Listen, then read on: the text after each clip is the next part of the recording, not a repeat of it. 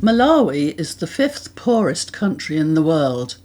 2/3 of the population live in food poverty, and when the rains fail due to climate breakdown, the result is starvation. For several years, the climate justice arm of Alton Climate Action Network, ACAN, has been working alongside a group of villages around Gumbi in central Malawi to change this through sustainable agriculture, permaculture. Last winter, 2025, after another drought, an emergency appeal here in Alton provided maize for distribution to the most needy, and for once, nobody died.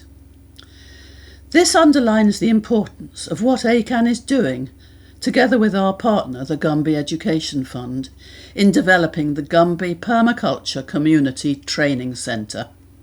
This is a demonstration farm whose mission is simple: food every day for the whole community.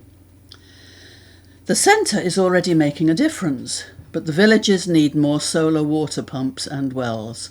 For them, quite simply, water is life.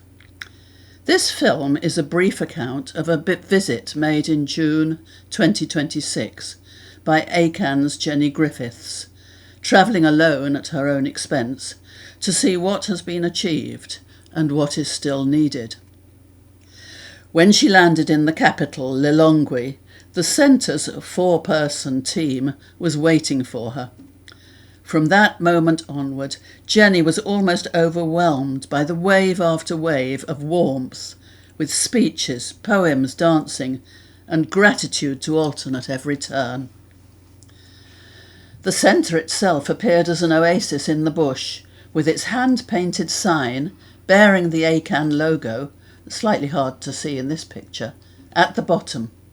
It stands as proof of what is possible, with fruit and vegetables of all kinds growing, including in what they call their edible car park. There's a goat kraal raised for safety, its manure used to feed the soil. This represents, for these communities, a complete culture shift in how food is grown. The current priority for the centre is solar water pumps for each of the villages, to draw on underground water and nearby wetlands, and to make a second harvest possible each year. Rather than choosing the cheapest option, the centre's team have opted for a robust, well-built design, a decision that will pay off in years of reliable service to the villages. The lead farmers, who had been training at the centre the previous autumn, had gathered from the villages to meet Jenny, half of them women by deliberate policy. Every one of them wanted a photograph with her. It was, she said, one of the most moving parts of her visit. A community celebration followed, the Gule Wamkulu, the Chua tribe's big dance, with singing and speeches, and the honour, unexpected and deeply felt, of Jenny being made an honorary member of the Ngoni tribe. This included the symbolic presentation of a chicken and a goat, which she passed on to the training centre.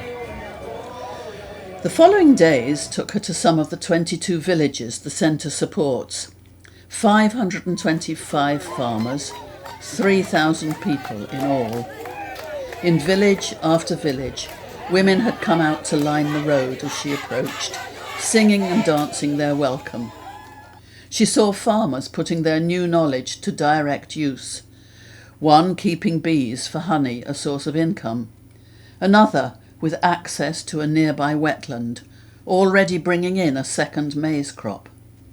But elsewhere, the need for water was plain to see.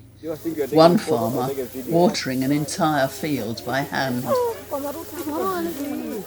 Before she left, she gave each of the 4 team members a framed certificate recognising their service to their communities, to them the most precious gift of all. What Jenny witnessed was not a story of dependency, but of skill, resourcefulness, and quiet determination.